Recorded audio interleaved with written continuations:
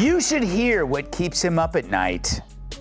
This is what keeps me up at night. I don't understand how my fellow Americans, I don't even understand how this election is close.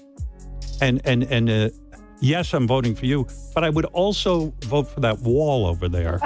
Well, he's half right. We do need a wall.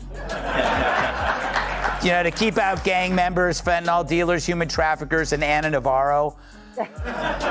What's funny, though, is that Stern actually thought that was a compliment.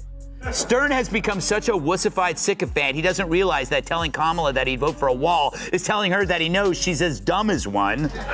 Howard Stern built his empire on shock, rebellion, and defying the establishment. But when Greg Gutfeld targeted the king of controversy, Stern went silent. No comeback, no fury, just silence that spoke louder than words. In a live moment that stunned viewers, Gutfeld didn't just question Stern's change, he revealed it as a sellout. The rebel had become the system, and Gutfeld struck the match. What happens when the uncensored icon gets out-rebelled on his own stage? That's how Stern can call snacking with celebs at a fancy restaurant exhausting.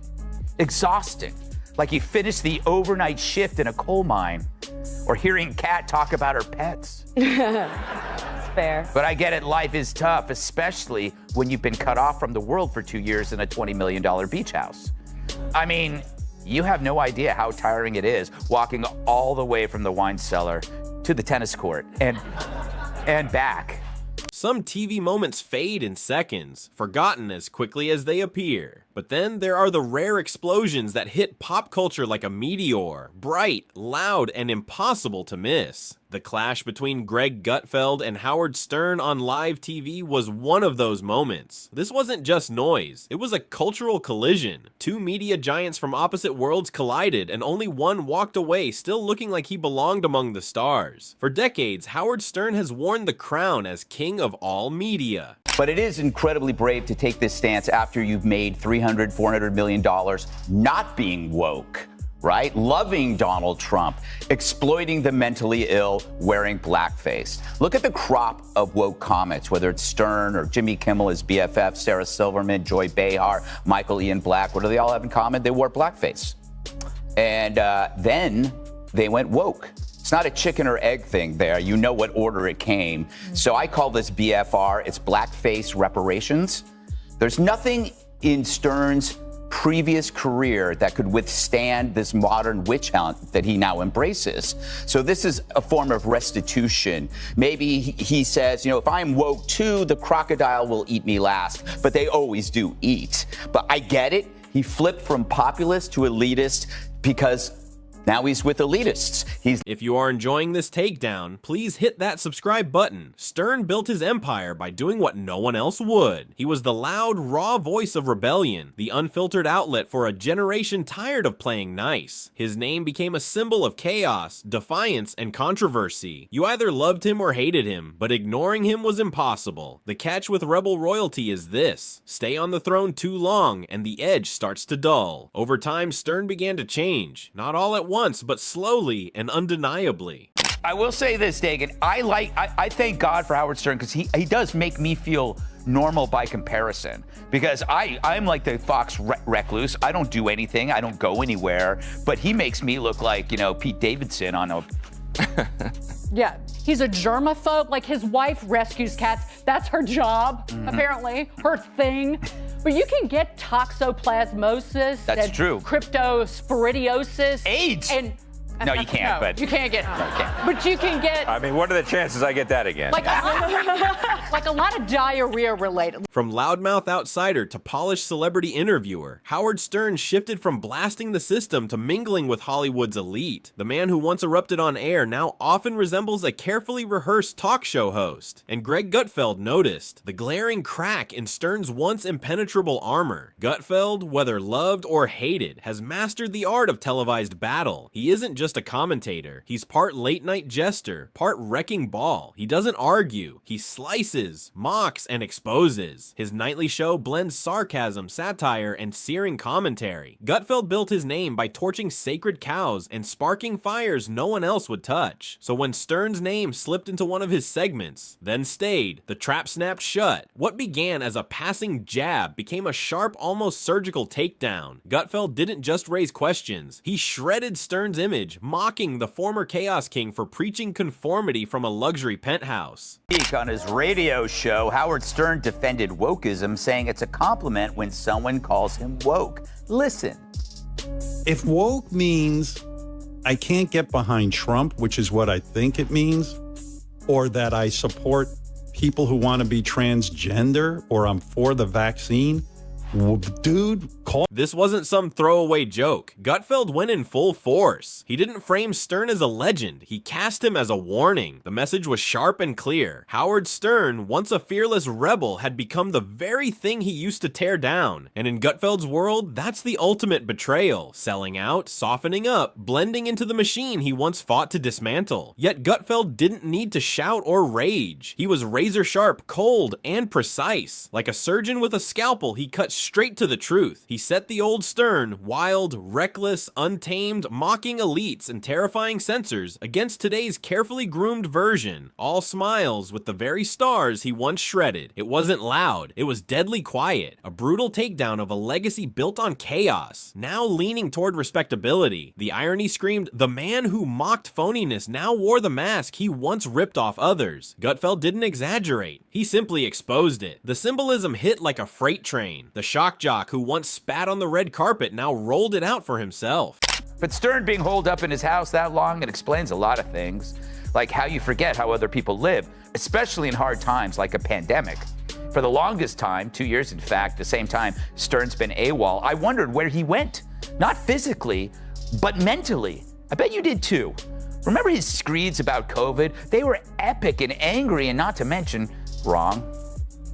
When are we going to stop putting up with the idiots in this country and just say, it's mandatory to get vaccinated? F them, f their freedom. I want my freedom to. The man who once wore rebellion like a crown now seemed fixated on one thing: approval. Hollywood approval, corporate approval, mainstream applause. And that's what made the sting even sharper. Gutfeld's show thrives on irreverence, turning sacred cows into flame-grilled targets. So when he zeroed in on Stern, it wasn't just a spat, it was a generational gut punch. One voice accusing another of selling its soul. The blow wasn't just personal, it was philosophical. And this time, Stern had no reply. No fireworks, no fiery takedown, just an eerie, thunderous silence. Gutfeld didn't need to claim victory. The moment did it for him. Viewers saw something raw in that silence, and that was the knockout. Stern, once the loudest critic in the room, was now the one being exposed, and it hit hard. Audiences watched Gutfeld frame Stern as a shadow of the rebel he once was. It wasn't bombastic, it was cold, sharp, and piercing, and it struck a nerve beyond fans. It shook anyone who's ever watched a rebel go soft and slip into the mainstream. The contrast between them was blinding. Even when I watch them on Saturday Night Live with the where they have Maya Rudolph playing you, I hate it. I don't want you being made fun of. Oh my God. There's too much at stake. I believe the entire future of this country right now, I mean, as America, land of the free, home of the brave, I think it's literally on the line. So a guy who's supposed to be funny for a living now claims her candidacy is too important to joke about. This is a guy who once joked right after the Columbine massacre that the killers should have raped the students before killing them. Not that I like that Stern, but this pendulum swing from saying the most tasteless thing in the universe to putting your balls in a Tic Tac container. You gotta wonder what's going on here. It's striking that the king of the most misogynistic humor ever now turns into a breathless over a progressive, hopelessly shallow candidate. Stern built his legacy when breaking the rules carried real consequences. FCC fines, network bans, and furious sponsors breathing down his neck. But that pressure only made him stronger. Gutfeld, however, rose on a different battlefield, one ruled by cancel culture, outrage mobs, and social media takedowns. He didn't rely on shock value. He wielded sarcasm like a weapon, mocking instead of cursing, exposing instead of exploding. This clash between Gutfeld and Stern wasn't just two media giants colliding. fighting. It was a battle between two generations of rebellion. Gutfeld represents the new digital uprising, fast, slick, meme-ready, ruthless, armed with viral jabs and hypocrisy exposed, and the audience watched it like a courtroom drama without a judge. Just two media gladiators and millions of viewers holding the gavel. But what stung Stern the most? Gutfeld didn't trash his past, he honored it, and that's where the real wound was, because the insult lived in the comparison.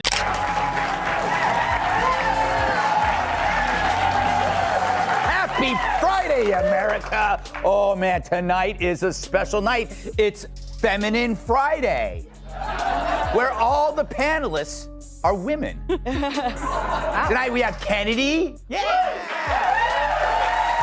McDowell, Kat Tim, and Janine Garofalo. A long way for a meat joke. Okay, I hope you had a good week. I did, and no thanks to Howard Stern. True, the New York Post reported that Stern hit a chic restaurant in NYC with a crew of A-listers, including Jimmy Kimmel, Jennifer Aniston, Jon Hamm, Justin Theroux, Jason Bateman. I was not invited. I guess Gutfeld made it clear. The old Stern would have shredded this polished new version to pieces. Now seen on satellite radio and late night shows in designer hoodies, chatting easily with Hollywood elites, he looked unrecognizable. The original Stern wouldn't have known him. Instead of tearing into celebrities, he now seemed to softly chat with them like a charity host. To Gutfeld, Stern had shifted from cultural sniper to quiet media monk, silent, styled, and oddly comfortable within the system he once torched. And once that picture stuck, it couldn't be erased. The reaction was instant. Social media lit up with clips, comments, and shock from every corner of the internet. The moment went viral not because it was outrageous, but because Gutfeld voiced what countless longtime Stern fans had whispered for years. And suddenly one question echoed everywhere. Can anyone truly stay a rebel forever? Stern got even more pathetic, wondering how she doesn't nap.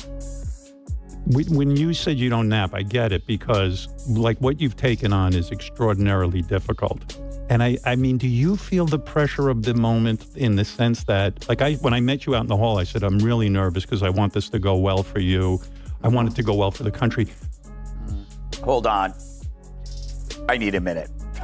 Is it inevitable? Do all firebrands eventually become part of the very establishment they once swore to burn down? Or worse, do they start defending it once their seat at the table feels safe and warm? Gutfeld didn't just say Stern had changed, he went further. The issue, he suggested, wasn't the evolution, it was the reason. This wasn't some deep awakening. It looked like survival. The man who once claimed to fear nothing now seemed afraid of offending anyone. The voice that once shredded celebrity culture now appeared desperate to be welcomed by it. To Gutfeld, that wasn't growth, it was surrender, and Stern's silence only made it sting more. The king of comebacks, the man who built his name by facing critics head-on, suddenly vanished from the fight. No fire, no fury, just silence. It left audiences asking, had Stern run out of steam? Was he caught off guard? Or maybe, just maybe, did he quietly agree?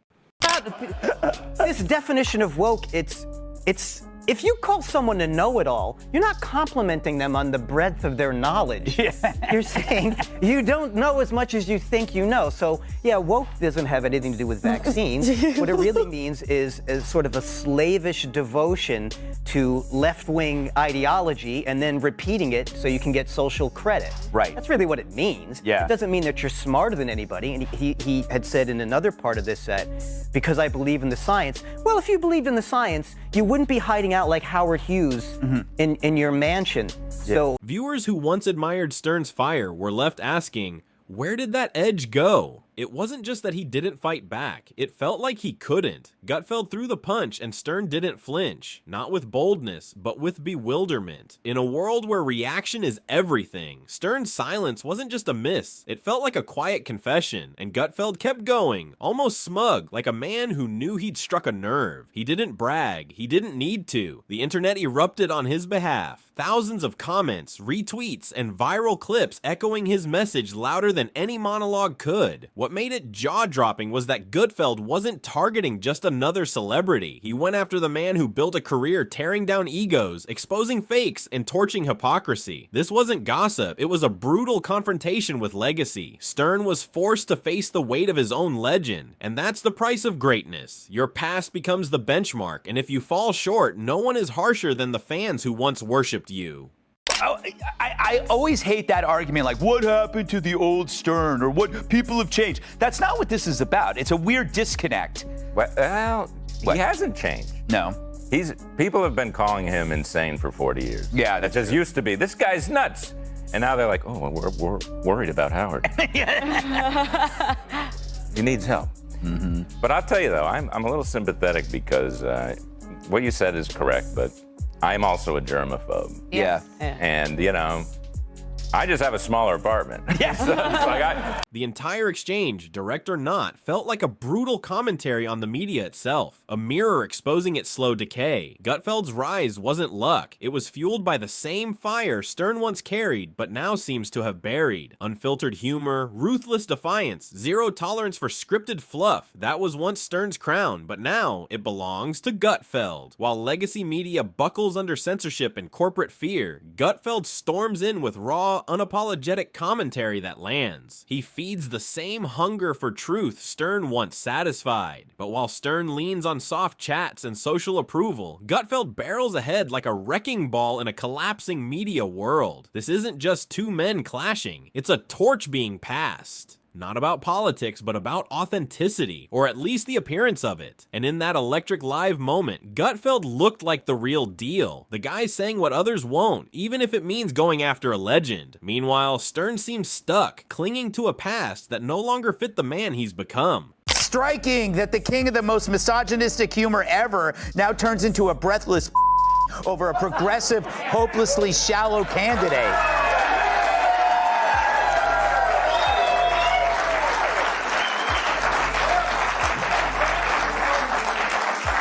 But maybe that's the explanation.